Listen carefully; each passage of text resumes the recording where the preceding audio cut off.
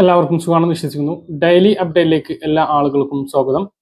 നാളെ ഏപ്രിൽ 27-ാം തീയതിയും തുറന്നുള്ള ദിവസങ്ങളിലും നിങ്ങൾ ശ്രദ്ധിക്കേണ്ട വളരെ പ്രധാനപ്പെട്ട കാര്യങ്ങളാണ് ഈ ഒരു വീഡിയോയിൽ വ്യക്തമാക്കുന്നത്. വീഡിയോയുടെ വിശദാംശങ്ങളിലേക്ക് കടക്കുന്നതിന് മുമ്പ് കൂടുതൽ ആളുകളിലേക്ക് ഇൻഫർമേഷൻ എത്താൻ ഷെയർ ചെയ്യുക, ലൈക്ക് ചെയ്യുക. ഫേസ്ബുക്കിലൂടെ കാണുന്ന ആളുകൾ ഫോളോ ചെയ്യുക. വീഡിയോയുടെ വിശദമായ വിവരങ്ങളിലേക്ക് വരാം. സംസ്ഥാനത്ത് നാളെ കടുത്ത ചൂടിന് സാധ്യത എന്നും ജാഗ്രതാ മുന്നറിയിപ്പും ഉണ്ട് എന്ന് കാലാവസ്ഥാ നിരീക്ഷണ കേന്ദ്രം അറിയിച്ചു. സാധാരണ ഗതിയിൽ ഉള്ള ചൂടിനേക്കാൾ 4 ഡിഗ്രി വരെ താപനില ഉയരാൻ സാധ്യതയുണ്ട് എന്നാണ് റിപ്പോർട്ട്. ഈ സാഹചര്യത്തിൽ ആവശ്യമായ മുൻകരുതലുകൾ എടുത്ത് മാത്രം പുറത്ത് ഇറങ്ങുക. പാലക്കാട് താപനില 40 ഡിഗ്രി സെൽഷ്യസ് വരെ ഉയരാം. കൊല്ലത്തും ഉയർന്ന ഡിഗ്രിയിലേക്ക് ഉയരും. കോട്ടയം, പത്തനംതിട്ട, തൃശൂർ, കോഴിക്കോട് എന്നിവിടങ്ങളിൽ 38 ഡിഗ്രി സെൽഷ്യസ് ചൂടുണ്ടാകും. ആലപ്പുഴ, എറണാകുളം, മലപ്പുറം, കണ്ണൂർ, കാസർഗോഡ് എന്നീ ജില്ലകളിൽ 37 ഡിഗ്രി വരെയും ഉയരാനുള്ള സാധ്യതയുണ്ട്. തിരുവനന്തപുരം ജില്ലയിൽ 36 ഡിഗ്രി വരെയും ചൂടുണ്ടാകും. വേനൽ കടുത്തതോടെ വൈദ്യുതി ഉപയോഗം കുത്തനെ ഉയർന്നതിനെ തുടർന്ന് പുറത്തുനിന്നും വൈദ്യുതി വാങ്ങാൻ KSEB റെഗുലേറ്ററി കമ്മീഷന്റെ അനുമതി കിട്ടി. അടിയന്തര സാഹചര്യം പരിഗണിച്ചാണ് പുറത്തുനിന്ന് വൈദ്യുതി വാങ്ങാൻ KSEBക്ക് റെഗുലേറ്ററി കമ്മീഷന്റെ അനുമതി ലഭിച്ചത്. പരമാവധി 250 മെഗാവാട്ട് വൈദ്യുതി വരെ വാങ്ങാം. വൈദ്യുതി വില യൂണിറ്റിന് 10 രൂപക്ക് താഴെയായിരിക്കണം. മെയ് 15 വരെയാണ് സമയപരിധി നൽകിയിട്ടുള്ളത്. 2026-27 സാമ്പത്തിക വർഷത്തെ 2026 ഏപ്രിൽ മാസം അവസാനിക്കാൻ പോവുകയാണ്. ഏപ്രിൽ മാസം അവസാനിച്ച് മെയ് മാസത്തിലേക്ക് കടക്കുമ്പോൾ വളരെ പ്രധാനപ്പെട്ട മാറ്റങ്ങളാണ് കേരളത്തിലെ ജനങ്ങളെ സംബന്ധിച്ചിടത്തോളം വരുന്നത്. ഏറ്റവും പ്രധാനപ്പെട്ടത് ഭരണം മാറുക, അല്ലെങ്കിൽ ഒരു പുതിയ സർക്കാർ വരിക എന്നുള്ളത് തന്നെയാണ്. 2ാം പിണറായി സർക്കാരിന്റെ കാലം അവസാനിക്കുകയാണ്. ഇതിന്റെ മുന്നോടിയായുള്ള നിയമസഭാ തെരഞ്ഞെടുപ്പ് നമ്മുടെ സംസ്ഥാനത്ത് ഏപ്രിൽ 9-ാം തീയതി പൂർത്തിയായി.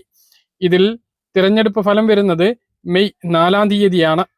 മെയ് 4-ാം തീയതി തിങ്കളാഴ്ച വൈകുന്നേരത്തോടു കൂടി നമ്മളെ ആര് ഇനി ഭരിക്കും എന്നുള്ളത് കൃത്യമായിട്ട് അറിയാൻ കഴിയും എന്നുള്ളതാണ് നമ്മൾ ഈ മാസം അവസാനിച്ച് അടുത്ത മാസം തുടങ്ങുമ്പോഴും ശ്രദ്ധിക്കേണ്ട വളരെ പ്രധാനപ്പെട്ട കാര്യം. ഏപ്രിൽ 30-ന് മുമ്പ് ശ്രദ്ധിക്കേണ്ട വളരെ പ്രധാനപ്പെട്ട ചില കാര്യങ്ങളുണ്ട്. അതിൽ പ്രധാനപ്പെട്ടതാണ് റേഷന്റെ കാര്യം. കഴിഞ്ഞ 2 മാസം റേഷൻ വാങ്ങാത്തവരാണ് എങ്കിൽ ഈ മാസം തീർച്ചയായിട്ടും റേഷൻ വാങ്ങണം.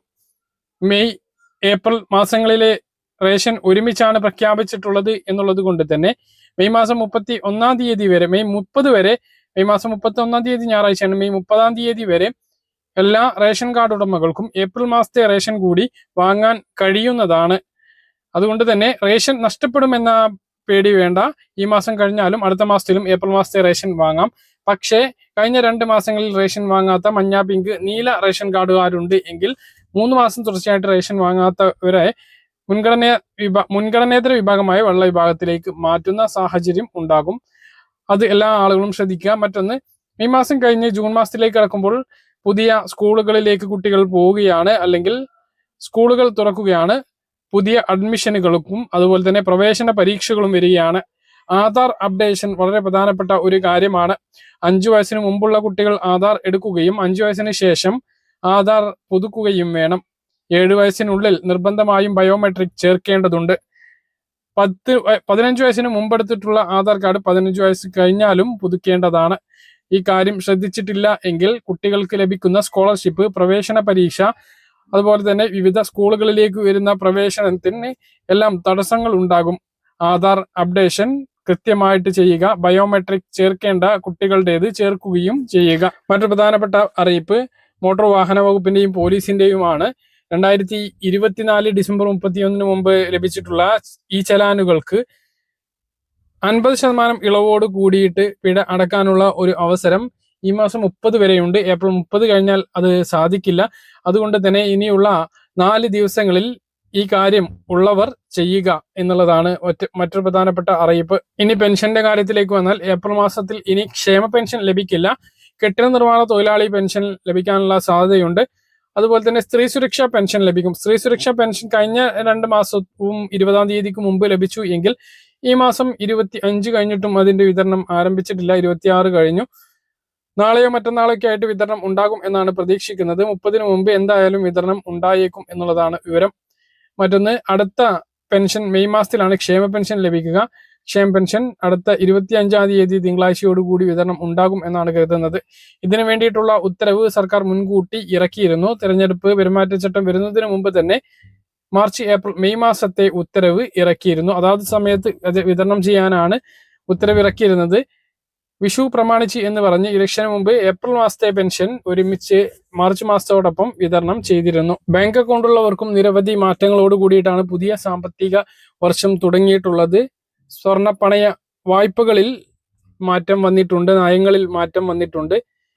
RBIയുടെ നയ അവലോകന യോഗത്തിൽ റിപ്പോ നിരക്കിൽ മാറ്റം വരുത്താത്തത് കൊണ്ട് തന്നെ പലിശ നിരക്കിൽ വ്യത്യാസം ഉണ്ടാകില്ല.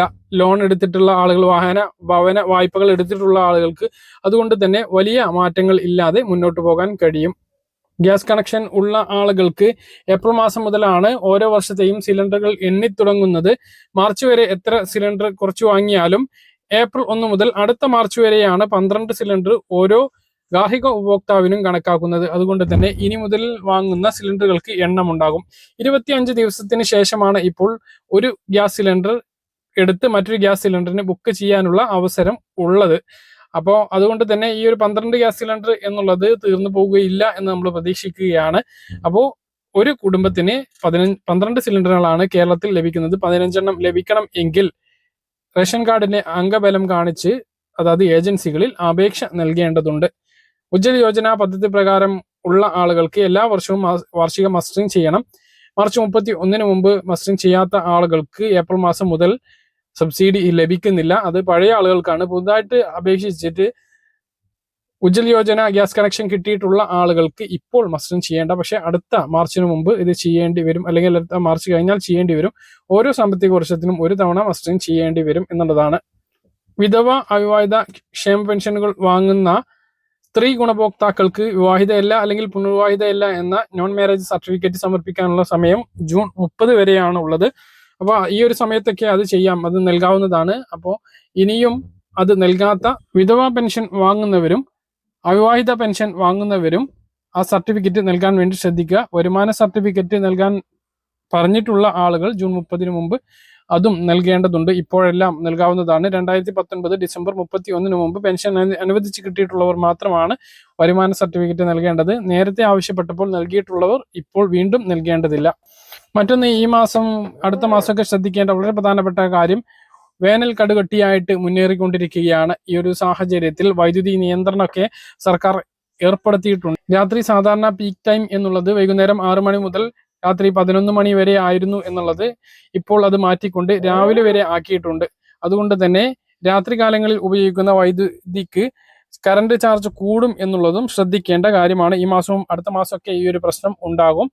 ജൂൺ പകുതിയോട് കൂടിയിട്ടേ കാലവർഷം ആരംഭിക്കുകയുള്ളൂ എന്നാണ് വിവരം. രാത്രി കാലങ്ങളിൽ പീക്ക് ടൈമുകളിൽ 3-ലധികം തവണയെങ്കിലും വൈദ്യുതി നിയന്ത്രണത്തിന്റെ ഭാഗമായി ഓഫാക്കുന്നതാണ്. 20 മുതൽ മണിക്കൂറുകൾ വരെ വൈദ്യുതി കട്ടാകുന്ന സാഹചര്യവും സംസ്ഥാനത്ത് നിലവിലുണ്ട്. അടുത്ത മാസം, അതായത് വലിയൊരു മഴ കിട്ടുന്നത് വരെ ഇത് തുടരുക തന്നെ ചെയ്യും. മറ്റൊന്ന്, ഇഴജന്തുക്കളുടെ ശല്യം ഉള്ളതിനാൽ എല്ലാവരും ജാഗ്രത പാലിക്കണം എന്ന് സംസ്ഥാന ദുരന്ത നിവാരണ അതോറിറ്റിയും വനവകുപ്പുമെല്ലാം അറിയിച്ചിട്ടുണ്ട്. പാമ്പുകടി ഏൽക്കുകയാണ് എങ്കിൽ 108 ആംബുലൻസിനെ വിളിക്കാവുന്നതാണ്. പ്രാഥമിക ശുശ്രൂഷ ആംബുലൻസുകളിൽ നിന്നും ലഭിക്കുന്നതാണ്. പറഞ്ഞ കാര്യങ്ങൾ കൃത്യമായിട്ട് മനസ്സിലാണെന്ന് കരുതുന്നു. ഇതുപോലുള്ള ഇൻഫർമേഷനുകൾക്ക് ഫോളോ ചെയ്യുക, സബ്സ്ക്രൈബ് ചെയ്യുക. മറ്റൊരു വീഡിയോയുമായി നമുക്ക് വീണ്ടും കാണാം. ഇതുവരെ